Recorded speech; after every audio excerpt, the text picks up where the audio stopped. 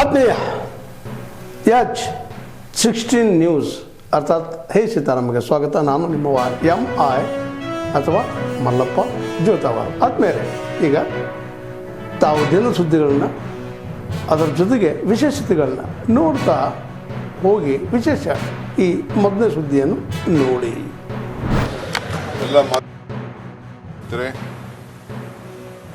ನಾಡಿನ ಜನತೆಗೆ 7.5 ಕೋಟಿ ಜನತೆಗೆ ಮತ್ತು ಭಾರತದ ಎಲ್ಲ ನಾಗರಿಕರಿಗೆ ಈ ಶುಭ ಸಂದರ್ಭದಲ್ಲಿ ತಮ್ಮ ಮುಖಾಂತರ ನಾನು ಹೃದಯಪೂರ್ವಕವಾದಂಥ ಶುಭಾಶಯನ ತಲುಪಿಸ್ತಾ ಇದ್ದೀನಿ. ಈ ದೇಶದ ಐಕ್ಯತೆ, ಸಮಗ್ರತೆ, ಶಾಂತಿಗೋಸ್ಕರ ನಮಗೆ ದುಡಿದಂಥ ಎಲ್ಲ ರಾಷ್ಟ್ರೀಯ ನಾಯಕರ ತ್ಯಾಗ ಬಲಿದಾನವನ್ನು ನಾವೆಲ್ಲ ಸ್ಮರಿಸಿಕೊಂಡು ಇವತ್ತು ಅವರು ಕೊಟ್ಟಂಥ ಪ್ರಜಾಪ್ರಭುತ್ವದ ವ್ಯವಸ್ಥೆ, ಸ್ವಾತಂತ್ರ್ಯ ಇವೆಲ್ಲ ಕೂಡ ಅಳವಡಿಸಿಕೊಂಡು ನಾವೆಲ್ಲ ಬರೀತಾ ಇದ್ದೇವೆ. ಇಂದಿನ ಸಂದರ್ಭದಲ್ಲಿ ಪ್ರಪ್ರಥಮವಾಗಿ ನಾನು ಈ ರಾಜ್ಯದ ಮುಖ್ಯಮಂತ್ರಿಯಾಗಿ, ಜನರ ಒಬ್ಬ ಸೇವಕನಾಗಿ ಇವತ್ತು ರಾಷ್ಟ್ರಧ್ವಜವನ್ನು ರಾಜ್ಯದ ಜನತೆಯ ಪರವಾಗಿ ಆಚರಿಸಲು ಸಿಕ್ಕಿರೋದು ನಮ್ಮೆಲ್ಲರ ಭಾಗ್ಯ. ಮುಂದಿನ ದಿನಗಳಲ್ಲಿ ಈ ಎಲ್ಲ ಜನಾಂಗವನ್ನು ಕೂಡ ಒಟ್ಟಿಗೆ ತೆಗೆದುಕೊಂಡೋಗಿ ಈ ರಾಜ್ಯದಲ್ಲಿ ಶಾಂತಿ, ನೆಮ್ಮದಿ, ಸಹಬಾಳ್ವೆಯನ್ನು ಕಾಪಾಡಿಕೊಳ್ಳಿಕ್ಕೆ ಎಲ್ಲ ಥರದ ಪ್ರಯತ್ನ ಮಾಡ್ತಾ ಇದ್ದೇನೆ. ನೀವೆಲ್ಲರೂ ಕೂಡ ಪುಟಾಣಿ ಮಕ್ಕಳಿಂದ ಹಿಡಿದು ಹಿರಿಯರವರು ಕೂಡ, ಮಠಾಧೀಶರಿಂದ ಹಿಡಿದು ಎಲ್ಲ ಅಧಿಕಾರಿಗಳು, ನಮ್ಮ ರಕ್ಷಣೆಯನ್ನು ಮಾಡ್ತಾ ಇರುವಂಥ ಎಲ್ಲ ನನ್ನ ಸೈನಿಕ ಬಂಧುಗಳು, ಕಾರ್ಮಿಕರು, ರೈತರು, ಎಲ್ಲ ವರ್ಗದವರು ಕೂಡ ಈ ಸಂಭ್ರಮವನ್ನು ಆಚರಣೆ ಮಾಡಿ ಈ ದೇಶಕ್ಕೆ ಶಾಂತಿಯನ್ನು ಮೂಡಿಸಬೇಕು ಅಂತೇಳಿ ನಾನು ಪ್ರಾರ್ಥನೆ ಮಾಡ್ತಾ ಇದ್ದೀನಿ. ಜೈ ಹಿಂದ್, ಜೈ ಕರ್ನಾಟಕ. ಬೇರೆ ರೀತಿಯಲ್ಲಿ ನನಗೆ ತೊಂದರೆ ಆಗ್ತದೆ, ಆರೋಗ್ಯ ದೃಷ್ಟಿಯಿಂದ ಬೇರೆ ಅಂತೇಳಿ ನನ್ನನ್ನು ಏನು ವಿಜಯನಗರ ಜಿಲ್ಲೆಯಿಂದ ಮುಕ್ತಗೊಳಿಸಿ ಅಂತೇಳಿ ಅವರು ಹೇಳಿದರೆ ನಾನು ಧ್ವಜಾರೋಹಣಕ್ಕೆ ಹೋಗೋದಿಲ್ಲ ಅಂತ. ಯಾಕೆಂದರೆ ಯಾರು ನಿನ್ನೆ ಏನು ನಮಗೆ ಹೊಸ ಸಚಿವರನ್ನ ಜಿಲ್ಲಾ ಉಸ್ತುವಾರಿ ಸಚಿವರು ಮಾಡಿದ್ದಾರೆ, ಅದರ ಪ್ರಕಾರ ಎಲ್ಲ ಸಚಿವರು ಹೋಗಿ ಇದು ಮಾಡಿದ್ದಾರೆ. ಸುಮಾರು ಈಗೆಲ್ಲ ಗೊತ್ತಿದೆ, ಚಿತ್ರದುರ್ಗ ಜಿಲ್ಲೆಯಲ್ಲಿ ನಾನು ಒಬ್ಬರಿರ್ಬೋದು, ತುಮಕೂರೆಲ್ಲ ಒಬ್ಬರಿರ್ಬೋದು, ದಾವಣಗೆರೆಯಲ್ಲಿ ಇಬ್ಬರಿದ್ದಾರೆ, ಜೊತೆಗೆ ಕೊಪ್ಪಳಲ್ಲಿ ಇಬ್ಬರಿದ್ದಾರೆ, ಆಮೇಲೆ ಬೇರೆ ಬೇರೆ ಜಿಲ್ಲೆಗಳಲ್ಲಿ ಬೇರೆ ಜಾಸ್ತಿ ಇದ್ದಾರೆ, ಬೆಂಗಳೂರಲ್ಲಿ ಜಾಸ್ತಿ ಇದೆ. ಅದನ್ನೆಲ್ಲ ಸರಿದೂಗಿಸಿ ಜಿಲ್ಲಾ ಉಸ್ತುವಾರಿ ಸಚಿವರು ಮಾಡೋಂಥ ಸಂದರ್ಭದಲ್ಲಿ ರೇಟಿಂಗಲ್ಲಿ ಕೊಟ್ಟಾಗ ಕ್ರಮ ವಹಿಸ್ತಾರೆ ಅನ್ನೋ ರೀತಿಯಲ್ಲಿ ಅವ್ರು ಮಾಡಿದ್ದಾರೆ. ಮೊದಲೇನು ಮಾಡಿದ್ರು, ಬರೀ ಪ್ರಕೃತಿ ವಿಕೋಪ ಉಸ್ತುವಾರಿ ಸಚಿವರು ಮಾಡಿದ್ರು. ಅವ್ರೇನು ಮಾಡಿದ್ರು, ಮುಂದಿನ ಕಾಯಮಾಗಿ ಬೇರೆ ನಿಲ್ಲಿಸಲಿ ಅಂತ ಹೇಳ್ಬಿಟ್ಟು ಅವ್ರೇನು ಮಾಡಿದ್ದಾರೆ, ನನಗೆ ಆರೋಗ್ಯ ದೃಷ್ಟಿಯಿಂದ ನನಗೆ ಅಲ್ಲಿ ಬೇಡ ಅಂತ ಹೇಳಿದರೆ ವಿನ ಧ್ವಜಾರೋಹಣ ಮಾಡಲ್ಲ ಅಂತ ಹೇಳಿ ಅವರು ಬೇರೆ ಕೆಲಸಗಳಿಗೆ ಅಟೆಂಡ್ ಮಾಡ್ಲಿಕ್ಕೆ ಆಗಲ್ಲ, ಆ ಕಾರಣಕ್ಕೆ ಧ್ವಜಾರೋಹಣ ಮಾಡಲಿಕ್ಕೂ ಕೂಡ ಹೋಗ್ಲಿಕ್ಕೆ ಆಗಲ್ಲ ಅಂತ ಅಲ್ಲ ಮಾಡಿದ್ದಾರೆ. ಇಲ್ಲ, ಆದರೆ ಇವತ್ತು ಬೇರೆ ಬೇರೆ ಕಾರ್ಯಕ್ರಮ ಧ್ವಜಾರೋಹಣ ಮಾಡಿದ್ದಾರೆ. ಹಿಂದೆ ಅವರು ಉಸ್ತುವಾರಿ ಸಚಿವರಾಗಿದ್ದರು ಸರ್, ಇದೊಂದು ಕಾರ್ಯಕ್ರಮ ಮುಗಿಸಿದ ನಂತರ ಕೇಳ್ಬೋದಾಗಿಲ್ಲ. ಏನಾಗಿದೆ ನಾನು ಹೇಳ್ತಾ ಇದ್ದೇನೆ ನೋಡ್ರಿ ಪಾಯಿಂಟ್. ಫಸ್ಟ್ಗೆ ನಮಗೆ ಜಿಲ್ಲಾ ಪ್ರಕೃತಿ ವಿಕೋಪ ಉಸ್ತುವಾರಿ ಅಂತ ಕೊಟ್ಟಿದ್ದಾರೆ, ನಮಗೆ ಸೇರಿ. ಅದಾದಮೇಲೆ ಇನ್ನೊಂದು ಆರ್ಡರ್ ಆಯಿತು ಧ್ವಜಾರೋಹಣಕ್ಕೆ ಅಂತ ಹೇಳಿ ಬಂದು. ಇನ್ನೊಂದು ಆರ್ಡರ್ ಏನಾಯಿತು, ನಿನ್ನೆ ಎಲ್ಲ ಉಸ್ತುವಾರಿ ಸಚಿವರಿಗೆ ಮೊನ್ನೆ ಕ್ಯಾಬಿನೆಟಲ್ಲಿ ಚರ್ಚೆ ಮಾಡಬೇಕು, ಜಿಲ್ಲಾ ಉಸ್ತುವಾರಿ ಸಚಿವರು ನೇಮಿಸ ಮಾಡೋಂಥ ಸಂದರ್ಭದಲ್ಲಿ ನನಗೆ ಆ ಜಿಲ್ಲೆಯ ಹೊಣೆಗಾರಿಕೆ ಬೇಡ ಅಂತ ಹೇಳಿದರೆ ವಿನ ನಾನು ಧ್ವಜಾರೋಹಣ ಮಾಡೋಕ್ಕೆ ಹೋಗಿಲ್ಲ ಅಂತ ಹೇಳಿಲ್ಲ. ಇದು BJPಯವರು ಅವರು ಸೃಷ್ಟಿ ಮಾಡ್ತಾರೆ, ಅವರು ರಾಜಕಾರಣದಲ್ಲಿ ಮಾತಾಡ್ತಾರೆ ವಿನ ಇದು ವಸ್ತುಸ್ಥಿತಿ.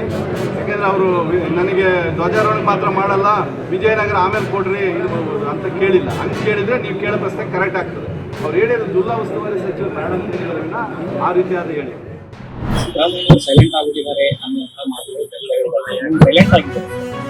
ಸೈಲೆಂಟ್ ಆಗಿಲ್ವಲ್ಲ, ಮಾತಾಡಲ್ಲ ಜಾಸ್ತಿ ಅಷ್ಟೇ. ಹಾಗಂತೇಳಿ ಸೈಲೆಂಟ್ ಆಗಿದ್ದೀನಿ ಅಂತಲ್ಲ. ಈಗ ಸಂಗೊಳ್ಳಿ ರಾಯಣ್ಣವರ ಪ್ರತಿಮೆಗೆ ಹೂನಾರ ಹಾಕಲು ಸೈಲೆಂಟ್ ಆಗಿರೋದ? ನಿನ್ನೆ ಅಸೆಂಬ್ಲಿಗೆ ಹೋಗಿದ್ದೆ, ಸೈಲೆಂಟ್ ಆಗಿರೋದ? ಮೊನ್ನೆ ಪುಸ್ತಕ ಬಿಡುಗಡೆ ಮಾಡೋದು ಸೈಲೆಂಟ್ ಆಗಿದೆ. ಮಾತಾಡೋದಕ್ಕಿಂತ ಸೈಲೆಂಟ್ ಆಗಿದ್ರೇನೆ ತುಂಬಾ ಯೋಚನೆಗಳನ್ನು ಮಾಡ್ತಾ ಇರ್ತಾರೆ ಅನ್ನೋ ಮಾತು ಕೂಡ ರಾಜಕೀಯ ವಲಯದಲ್ಲಿದೆ ಸರ್. ಹಾಗೇನಿಲ್ಲ, ನಾನು ಈಗ ಮುಖ್ಯಮಂತ್ರಿ ಅಲ್ಲ. ಮುಖ್ಯಮಂತ್ರಿ ಅಲ್ಲದೆ ಇರೋದ್ರಿಂದ, ಮುಖ್ಯಮಂತ್ರಿ ಆಗಿದ್ದಾಗ ಈ ರಾಜ್ಯದ ಜವಾಬ್ದಾರಿ, ಈಗ ಜವಾಬ್ದಾರಿ ಇಲ್ಲ. ಶಾಸಕ ಬರೀ ನಾನು ಶಾಸಕ ಅಹಿಂದ ಚಳವಳಿಯ ಜವಾಬ್ದಾರಿ ಏನೇ ವಿದ್ಯಮಾನಗಳಾದ್ರೂ ಕೂಡ ಮಾಜಿ ಮುಖ್ಯಮಂತ್ರಿಗಳು ಸೈಲೆಂಟ್ ಆಗಿದ್ದಾರೆ, ತಟಸ್ಥರಾಗಿದ್ದಾರೆ ಅಂತ ಪತ್ರಿಕೆಯವರು ಬರೀತಾ ಇರೋದು.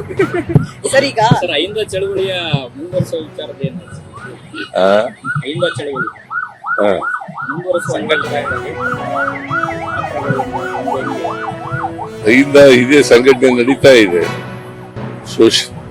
ಶೋಷಿತ ವರ್ಗಗಳು ಹೆಸರಿನಲ್ಲಿ ನನಗದ್ರ ಬಗ್ಗೆ ಎಲ್ಲ ಗೊತ್ತಿಲ್ಲ. ಮಹಿಳೆಯರನ್ನ ಮಾಡಬೇಕಾಗಿತ್ತು, ಅದು ಮಾಡದೇ ಇರತಕ್ಕಂಥದ್ದು ಸರಿಯಲ್ಲ, ನಾನು ಒಪ್ಕೊಳ್ತೀನಿ. ಆದ್ರೆ ಒಂದು ಸ್ಥಾನ ಏನು ನಾವು ಉಳಿಸ್ಕೊಂಡಿದ್ದೇವೆ ಅದು ಅವರಿಗೆ ಕೊಡಬೇಕು ಅಂತಾನೆ. ಅದು ಕೆಲವೊಂದು ಗೊಂದಲಗಳಿಂದ ಅದು ನಿಂತೋಗಿದೆ. ನನ್ನ ಪ್ರಕಾರ ಈ ಒಂದು ವಿಧಾನಸಭೆ ಅಧಿವೇಶನ ಆದ ನಂತರ ಕೂಡಲೇ ಅದನ್ನ ನಮ್ಮ ವರಿಷ್ಠರು ಮಾಡ್ತಾರೆ, ಮುಖ್ಯಮಂತ್ರಿಯವರು ಅದನ್ನ ಕೂಡಲೇ ಮಾಡಿಸ್ಬೇಕು. ಯಾಕಂತ ಹೇಳಿದ್ರೆ ಅದು ಒಳ್ಳೆ ಸಂದೇಶ ಕೊಡೋದಿಲ್ಲ ಮಹಿಳೆಯರಿಗೆ. ಯಾಕಂತ ಹೇಳಿದ್ರೆ ನಾವು ಈಗ 33% ಮೀಸಲಾತಿಯನ್ನ 50% ಮೀಸಲಾತಿಯನ್ನು ಕೊಡಬೇಕು ಅಂತ ಈಗಾಗಲೇ ಸ್ಥಳೀಯ ಸಂಸ್ಥೆಗಳೆಲ್ಲ ಮಾಡಿದ್ದೇವೆ. ಸೊ ಮಂತ್ರಿಮಂಡಲದಲ್ಲಿ ಕನಿಷ್ಠ, ಯಾಕಂದ್ರೆ ಹೆಚ್ಚು ಶಾಸಕರಿಲ್ಲ ಮಹಿಳೆಯರು, ಅದಕ್ಕೋಸ್ಕರನೇ ನಾವು ಕೇಂದ್ರದ ಪಾರ್ಲಿಮೆಂಟ್ ನಲ್ಲಿ ಮಹಿಳಾ ಮೀಸಲಾತಿ ತಗೊಂಡ್ಬನ್ನಿ ಅಂತ ನಾವು ಒತ್ತಡ ಆಗ್ತಾ ಇದ್ದೀವಿ. ಆದ್ರೆ ಕೇಂದ್ರ ಸರ್ಕಾರ ಮನಸ್ಸು ಮಾಡ್ತಾ ಇಲ್ಲ. ಅದಾದ್ರೆ ಹೆಚ್ಚು ಪ್ರತಿನಿಧಿಗಳು ಬರ್ತಾರೆ. ಈಗಿರುವಂತ ನಾವೊಂದು 6-7 ಜನ ಇದ್ದಾರೆ, ಅವ್ರಲ್ಲಿ ಒಬ್ಬರನ್ನ ಮಾಡಬೇಕು. ಅದನ್ನ ಖಂಡಿತ ಇದಾದ್ಮೇಲೆ ಮಾಡ್ತಾರೆ. ಯಾವುದೇ ರೀತಿ ಅನ್ಯಾಯಕ್ಕೆ ಅಂತೂ ಅವಕಾಶ ಕೊಡೋದಿಲ್ಲ. ಕಾಂಗ್ರೆಸ್ ಪಕ್ಷ ಯಾವಾಗಲೂ ಕೂಡ ಮಹಿಳೆಯರ ಪರವಾಗಿ ಇದೆ. ನಾವೇನೇ ಮೀಸಲಾತಿಯನ್ನು ತಗೊಂಡ್ಬಂದಿದ್ದು, ನಾವೇನೇ ಅವರಿಗೆ ಎಲ್ಲ ಅಧಿಕಾರ ಸ್ಥಾನ ಸಿಗೋದ್ರಲ್ಲಿ ನಾವೇ ಎಲ್ಲ ಮುಂಚೂಣಿಯಲ್ಲಿ ಇದ್ದಂತ ಒಂದು ಪಕ್ಷ ಮತ್ತು ಪ್ರಗತಿಪರ ಚಿಂತನೆ ಇರುವಂತ ಪಕ್ಷ. ನಾವು ಯಥಾಸ್ಥಿತಿವಾದಿಗಳಲ್ಲ, ಪ್ರಗತಿಪರವಾದಿಗಳು. ಕಾಂಗ್ರೆಸ್ಸಿನ ಸಿದ್ಧಾಂತ ಸುಧಾರಣೆಗಳಾಗಬೇಕು, ಎಲ್ಲರೂ ಕೂಡ ಮುಖ್ಯವಾಹಿನಿಗೆ ಬರಬೇಕು. ಶೋಷಿತ ವರ್ಗ, ಮಹಿಳೆಯರು ಕೂಡ ಶೋಷಿತ ವರ್ಗನೇ, ಅವರು ಮುಖ್ಯವಾಹಿನಿಗೆ ಬರಬೇಕು ಅಂತಾನೆ ನಮ್ಮ ಇತಿಹಾಸದಿಂದನೇ ಮಾಡ್ಕೊಂಡ್ ಬಂದಿದ್ದೇವೆ. ಹಿಂದೆ ನೀವು ಈಗ ಏನ್ ಕೋಮುವಾದಿ ಪಕ್ಷಗಳಿದೆ, ಅವ್ರ ಇತಿಹಾಸ ನೋಡಿ, ಯಾವತ್ತೂ ಕೂಡ ಮಹಿಳೆಯರ ಪರವಾಗಿರ್ಲಿಲ್ಲ. ಅವರು ಹೆಂಗಸರು ಮನೆಗಳಲ್ಲೇ ಇರಬೇಕು, ಮನೆ ಅಂಗಳ ಹೊರಗೆ ಬರಬಾರದು ಅಂತಾನೆ ಅವ್ರದೇ ಒಂದು ಇತಿಹಾಸ, ನಮ್ದು ಅದಲ್ಲ. ಅದರಿಂದ ಇದು ಆಗ್ಬೇಕು, ಮಹಿಳಾ ಸಚಿವರನ್ನ ಕೂಡಲೇ ಮಾಡಬೇಕು ಅಂತ ನಾನು ಕೂಡ ಆಗ್ರಹಿಸ್ತೀನಿ. ನನಗದ್ರ ಬಗ್ಗೆ ಎಲ್ಲ ಗೊತ್ತಿಲ್ಲ.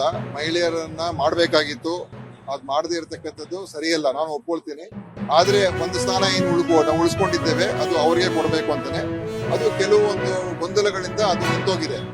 ನನ್ನ ಪ್ರಕಾರ ಈ ಒಂದು ವಿಧಾನಸಭೆ ಅಧಿವೇಶನ ಆದ ನಂತರ ಕೂಡಲೇ ಅದನ್ನ ನಮ್ಮ ವರಿಷ್ಠರು ಮಾಡ್ತಾರೆ, ಮುಖ್ಯಮಂತ್ರಿಯವರು ಅದನ್ನ ಕೂಡಲೇ ಮಾಡಿಸ್ಬೇಕು.